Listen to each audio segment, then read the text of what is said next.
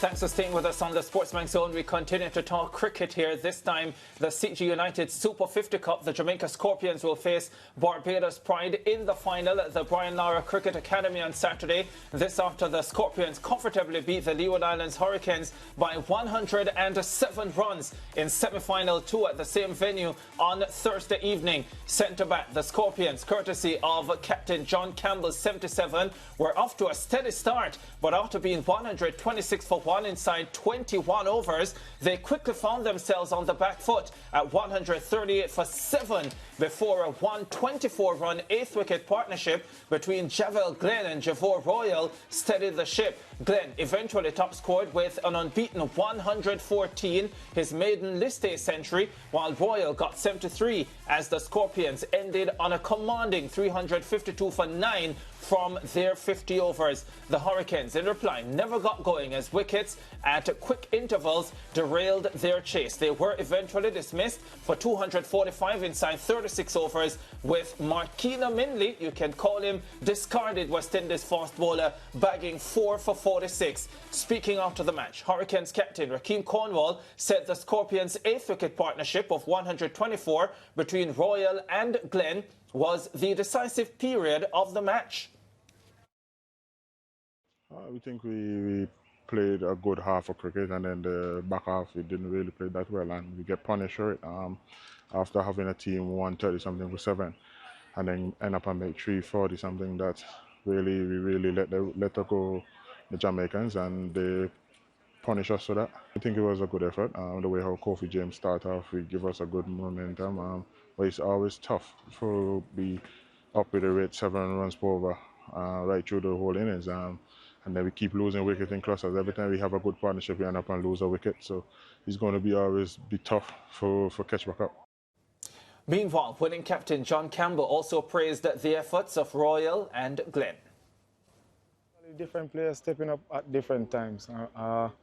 Blackwood has been really good for us this series. Unfortunately, he didn't get a score today, but other people put their hands up. And I mean, both Royal and Javel Glenn, that was something special.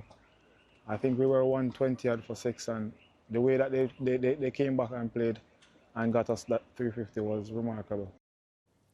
Well, Nikhil Uttamchandani is still with us. I tell you what, Nikhil, today Mikhail Lewis made 97 for the West Indies and Justin Graves was 11 not out. That's 108 runs. That's exactly what the Hurricanes needed to beat the Jamaica Scorpions last night, losing by 107. So I would say that they really missed those two, but you have to give a lot of credit to the Scorpions for the way they have fought this campaign. They started the Super 50, I don't think, among the favourites, but they've played some good cricket along the way. Yeah, Ricardo, that comeback, I think, is something that was shocking to me. I couldn't believe it. I mean, 138 for 7. You would never think, even if a team comes back and builds a partnership, you would think maybe 275. But 350 probably speaks to how good of a surface it is at the Brian Lara Cricket Academy. We saw the Barbados Pride get a similar score the day before. But for them to come back in that way, and look, it speaks to Javel Glenn. I think Javor Royal often will go unnoticed, and his 73 off 52 balls with 6 sixes and a strike rate of over 170. But for Glenn, when I think about his career, he's always produced moments of brilliance. CPL 2020 got 3 wickets with his leg spin. Only played the 2 games back in 2021, 1 game in 2022. Didn't even make the team last year, and then didn't start the tournament this year, which is why you had that much emotion involved. But look, it was something to really take in as a cricket lover. And I mean, this is what we want to see in the Caribbean. Only our 700 in this year's Super 50, and of course, well supported by this knock from Royal. Yeah, it's interesting, because while I was watching this, Nikhil, I thought to myself, well, the Jamaica Scorpions are going to be bowled out in about 35 overs or so, and that was because of the approach. They just kept going. So even though they had lost 7 wickets, Javor Royal and Javel Glenn, when he came to the wicket, just kept going after the Leeward Islands bowling. And I thought to myself, at some point, you're going to realize that, hey, if you lose another wicket here, the team is going to be in serious trouble. But they never let up. And I think that was the incredible part about what they were able to achieve, how quickly they were able to do it, and in such destructive manner.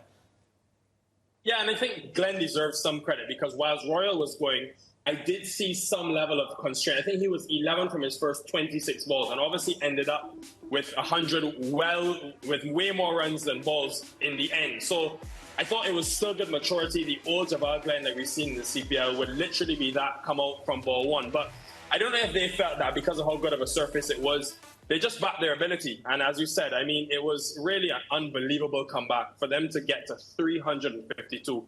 And obviously then well supported by Marquinhos Mendy, who picked up another 4 wickets, and they were able to defend. At some stages in that defence, it looked a bit nervy with Kofi James and Joel Andrew going well. Yeah, and when you think about the quality of the surface as well, because the Hurricanes got to 245, but they did so in pretty quick time because they had, 15 overs remaining when their innings ended. So had they been able to keep wickets in hand, they probably could have made a real run at the total. But 352 is daunting on any day, on any surface. And they probably miss, this is where they probably miss Louis and Graves. Remember when Lewis chased 285, I think it was, against Trinidad, when Graves got the 100, his third consecutive 100, he got 150 actually. And both of them together scored over 500 runs. So always going to be tough when teams lose their senior players, but also their senior batters, knowing the deficiencies in West Indian top order batters to get big hundreds. I'll say it again. Only 7 hundreds in this year's Super 50. That made that Javal Glenn not even more special. Yeah, and now we have a final that does not include the TNT Red Force, who happened to be one of the more dominant teams earlier in the competition. We have the Barbados Royals, Nikhil, against Jamaica Scorpions, 2 teams that really fought to be in this position. Let's start by talking about the captains of both teams and, how you think both captains went about this entire competition. So maybe we can start with John Campbell. Yeah, obviously, I think John Campbell, it's been a good return for him. I was always curious to see after 2 years out of the game how he would come back. And you just see his ability on show. Yes, he hasn't gotten the big 100, but the manner in which he's began every innings when he's got to 50s, it's come in quick time. He's maximized the power play. So he has given them the start. I think there's still inconsistencies with that Jamaica batting lineup. He calls it different guys stepping up at different times, but he'll want more from his top order in Carlos Brown, who's done well previously in the tournament, but also more from Kurt McKenzie and Brad Barnes to give their bowlers more to work with, because they're getting the starts in the power play thanks to Campbell, but then it's the others in that top order that are not really contributing consistently. Yeah, what about Barbados and how they went about their duties? Well, obviously, Raymond Reefer, only his now will be his second game as captain, taking over from Kyle Mayers, but you saw the value of adding someone like Roston Chase. I mean, when he came in, they didn't look like they would get to 300. They were 225 in the 37th over for 3 when he came in. And the sort of decision-making that he brought to the crease in getting them to that 300 and beyond. And then also, I think, with his bowling, getting the wicket of Tion Webster, who looked like the one that could win it for TNT. And the one thing that they have, similar to Jamaica, actually, is depth. Matthew Jones coming in with his power, Dominic Drakes, Naeem Young, they bat all the way down pretty much to number 10. So that will be something for Jamaica to think about. But look, it's a final. I do really like the way that Zachary McCaskey went about his 94. The approach, it was the fastest we've seen him back throughout the tournament. And then they're getting consistent runs from Lenico Boucher, who has 4 50s in 7 innings. Well, I tell you what, these teams met earlier this season, and it was the Barbados Pride who won the contest. I remember that match. It was the first one for both of them, and they will now play the final match of the competition as well. And it was a similar story. The Jamaicans just kept swinging when they batted. They got to, I think, 260, and the Pride comfortably got that. Nikhil, you know you can't leave us without giving us a prediction for tomorrow. You didn't predict any of these teams to be in the final, but here they are, and here's your chance to win something. Hold on a minute.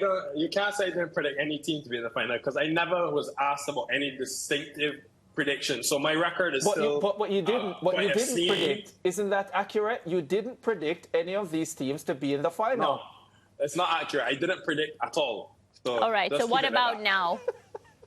I think I'm going to have to go with Barbados. I just think a bit more seniority, more consistency in the batting, and a bit more depth. All right. Well, Jamaica, my thing, they. That's how they speak. I can see you've learned your patois well in the office there, Mariah. I don't know why Ricardo is laughing, because... Or not so well, but it's an improvement on what's on the Haters promo. are always going to hate, Mario. Haters will always hate. Yeah, in his leather jacket. He's getting a lot of pressure from me for that. Don't you have to go, Nikhil? Yeah, I do need to go, actually. I don't want the Goodbye. bus to leave you, man. Take care. Bye. All right, guys. Cheers. Oh, that's when he's finally teaming up with me. You send him away? Is that what you do? Yes.